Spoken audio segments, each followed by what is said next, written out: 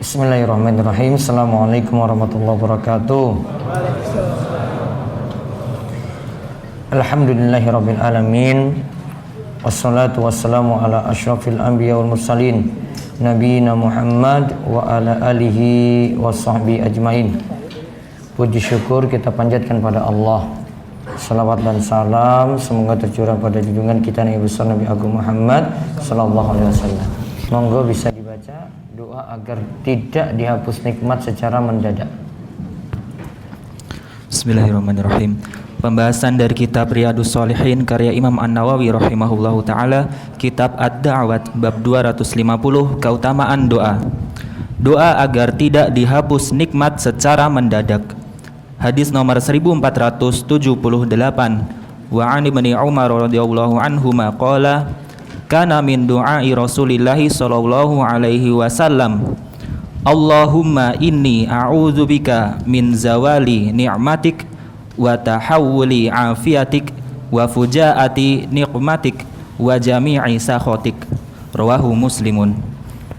Dari Ibnu Umar radhiyallahu anhuma, ia berkata, di antara doa Rasulullah sallallahu alaihi wasallam yaitu Allahumma inni a'udzubika min zawali ni'matik wa tahawuli afiatik wa fujaati ni'matik wa fujaati niqmatik wa jami'i sakhatik, yang artinya, ya Allah, sesungguhnya aku berlindung kepadamu dari hilangnya kenikmatan yang telah engkau berikan, dari berubahnya kesehatan yang telah engkau anugerahkan, dari siksamu yang datang secara tiba-tiba, dan dari segala kemurkaanmu. Hadis riwayat Muslim.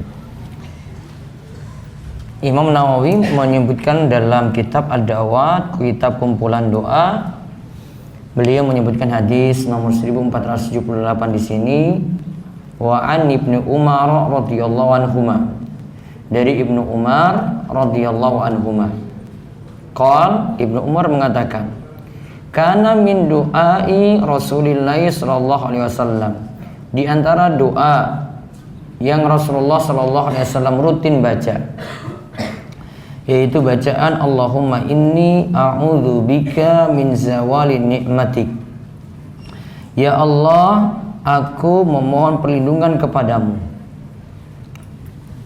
A'udzu atau kalimat ta'awudz itu kita minta perlindungan sebelum musibah itu datang. Para ulama katakan permintaan doa itu ada 3 macam dari sisi keadaannya. Yang pertama disebut isti'anah, yang kedua disebut dengan isti'adzah, yang ketiga disebut dengan istighatsah.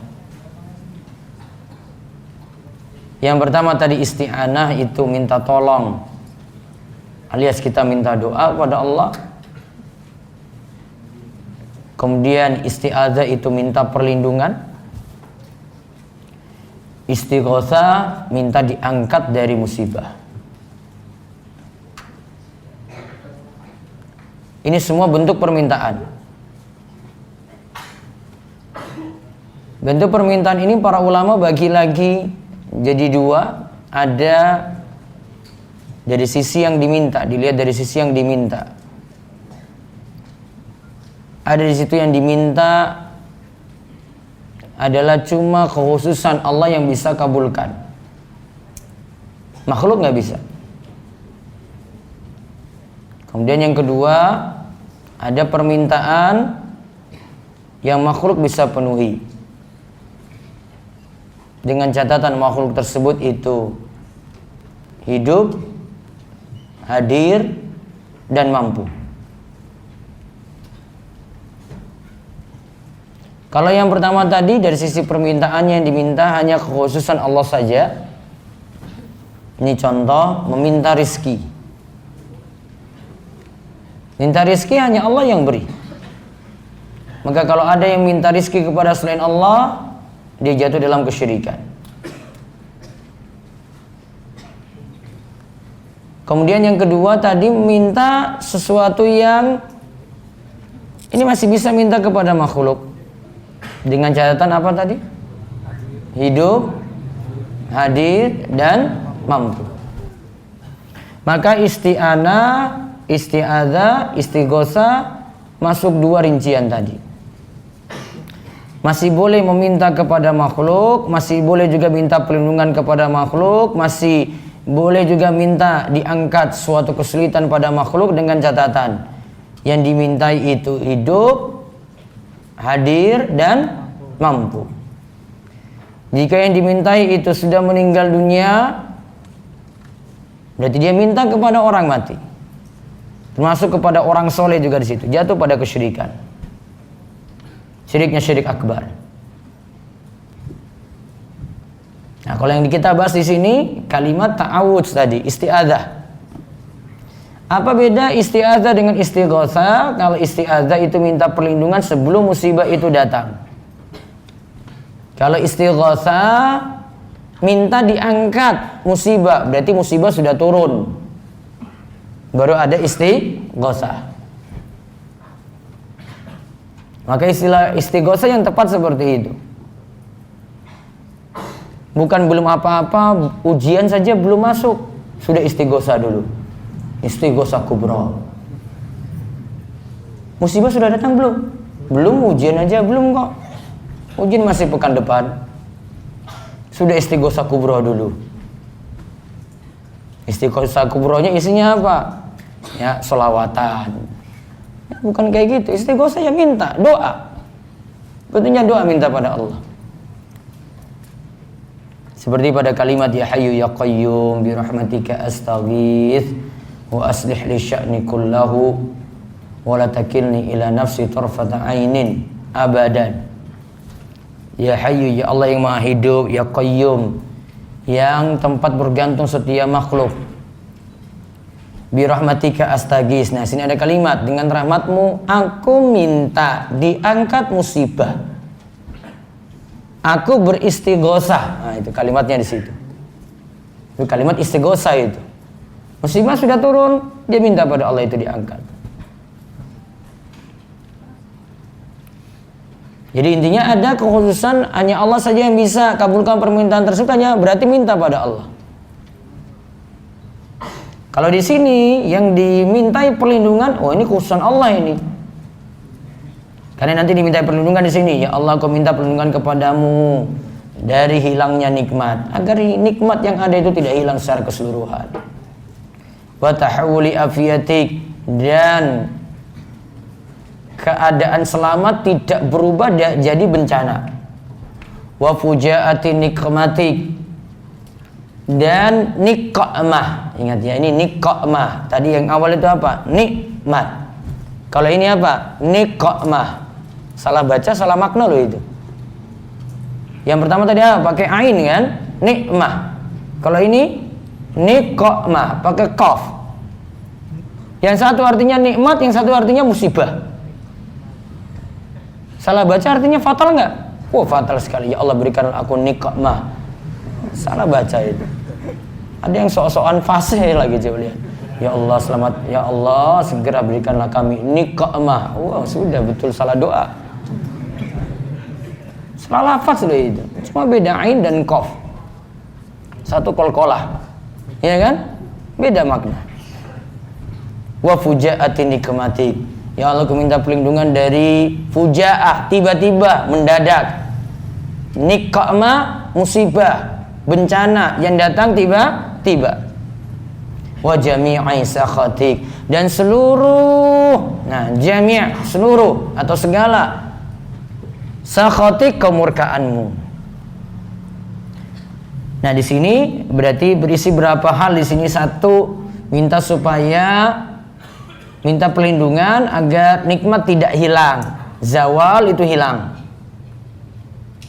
Dua, supaya kesehatan atau keselamatan tidak berubah jadi bencana. Afiyah bisa maknanya kesehatan, bisa maknanya keselamatan.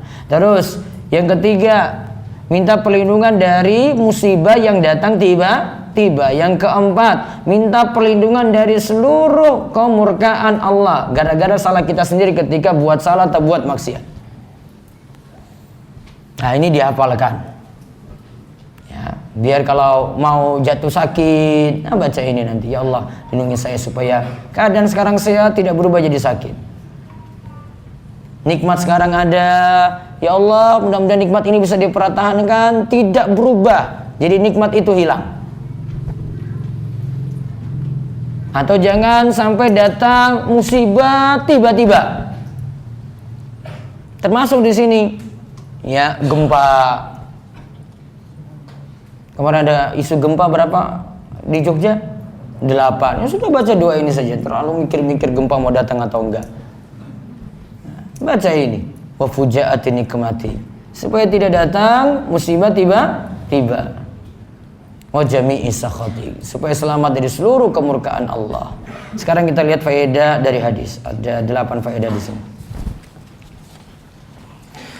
Faedah hadis yang pertama, maksud doa adalah meminta kepada Allah agar nikmat keselamatan al-afiyah tidak berubah menjadi bencana al-bala. Nah, nikmat keselamatan. Jadi ini maksudkan al-afiyah di sini nikmat keselamatan secara umum. Ada situs sehat, rasa aman. Tidak berubah jadi al-bala. Tidak berubah jadi musibah. Jadi afiyah tidak berubah jadi al-bala. Terus yang kedua. Yang kedua, dalam doa di atas juga kita meminta perlindungan dari musibah yang datang tiba-tiba tanpa ada sebab. Itulah yang dimaksud fujaah nikmatik. Itulah yang dimaksud dengan fujaah nikmatik. Musibah yang datang tiba-tiba tanpa ada sebab. Tadi banjir tiba-tiba datang, ya, terus gempa tiba-tiba terjadi. Kita nggak ada perhitungan, nggak ada persiapan untuk itu. Kita minta supaya diselamatkan dari itu. Terus yang ketiga. Yang ketiga, wajib bagi kita mensyukuri nikmat karena dengan syukur nikmat akan bertambah. Sedangkan kufur nikmat menyebabkan nikmat itu hilang. Wajib bagi kita mensyukuri nikmat, karena dengan syukur nikmat akan bertambah.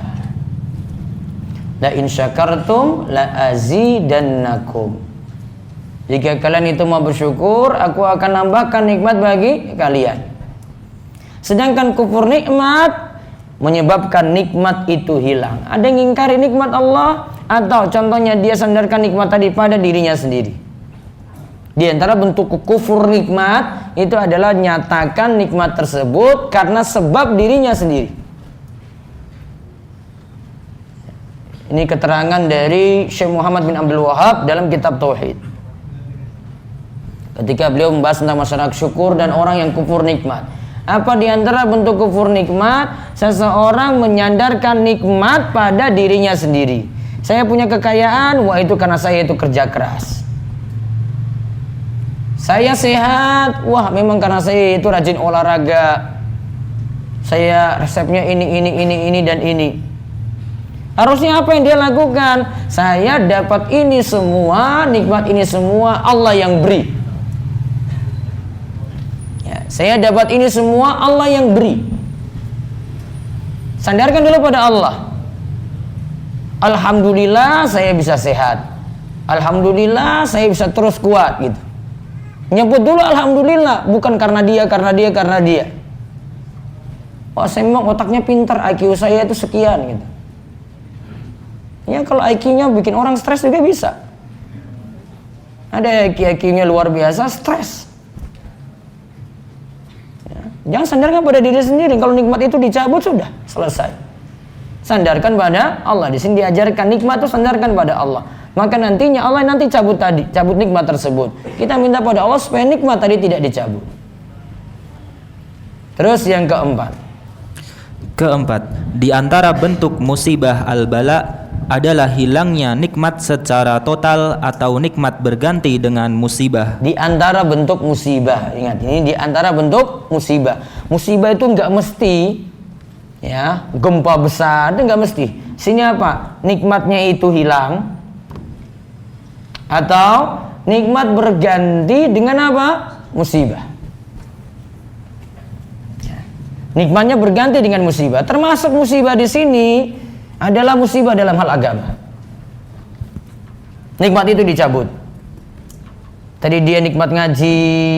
Nah, nikmat ngaji tadi dicabut, nggak bisa ngaji lagi. Ganti jadi apa? Musibahnya apa? Musibah dalam agamanya. Diganti dengan maksiat. Bisa seperti itu. Apalagi sudah berpindah lingkungan. Dulu awalnya lingkungannya teman-temannya baik-baik, ada yang dukung. Wah, sekarang berpindah. Teman yang baru lagi. Mereka ngajak pelan-pelan. Akhirnya kita tergoda, sudah ikut dengan maksiat tadi. Atau dia jadi tersibukkan dengan dunia. Nggak mau perhatikan ngaji lagi, nggak mau memperhatikan thalabul ilmi lagi.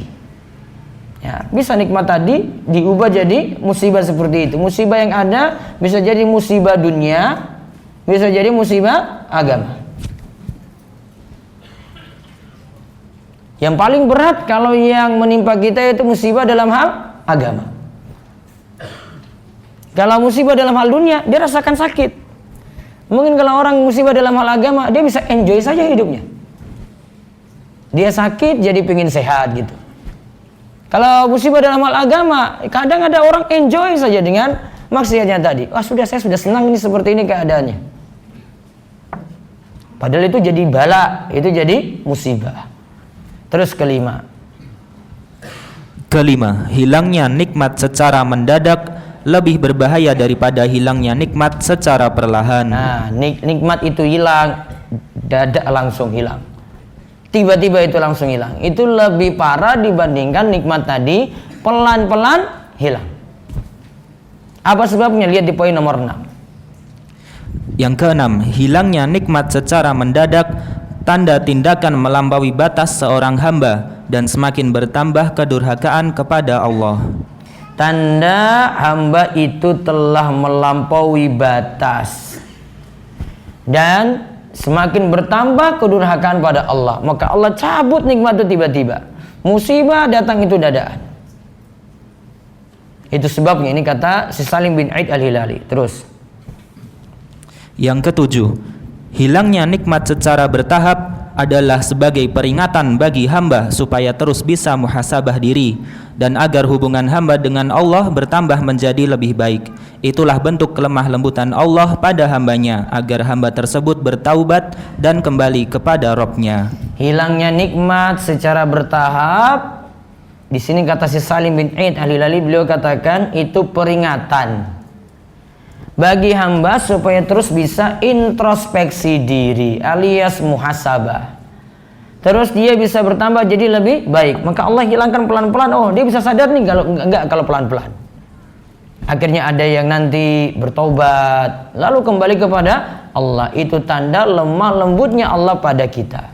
Terus yang kedelapan, wajib menjauhi segala hal yang Allah murkai, baik yang nampak maupun yang tersembunyi, baik secara global atau ijmal maupun terperinci tafsil. Nah, wajib menjauhi segala hal yang Allah murkai. Tadi ada yang nampak, ada yang tersembunyi, ada yang sifatnya global. Kalimat wajami isakhotik itu global, semua kemurkaan Allah. Ada yang terperinci. Tadi yang di awal sebelumnya disebutkan itu yang rinciannya. Di akhir ditutup dengan global, semua bentuk kemurkaan Allah. Baik, itu dari Riyadhus Shalihin tentang doa agar tidak dihapus nikmat secara mendadak. Wallahu a'lam bishawab. Itu saja yang bisa kami sampaikan untuk kesempatan kali ini. Mudah-mudahan bermanfaat dan insyaallah kita lanjutkan lagi pada pertemuan pekan depan biiznillah. Demikian yang kami sampaikan, mudah-mudahan manfaat dan Allah terus memberikan kita keistiqomahan, dan kita tutup dengan doa kafaratul majlis. Subhanakallahumma bihamdika asyhadu an la ilaha illa anta astaghfiruka wa atubu ilaik. Assalamualaikum warahmatullahi wabarakatuh.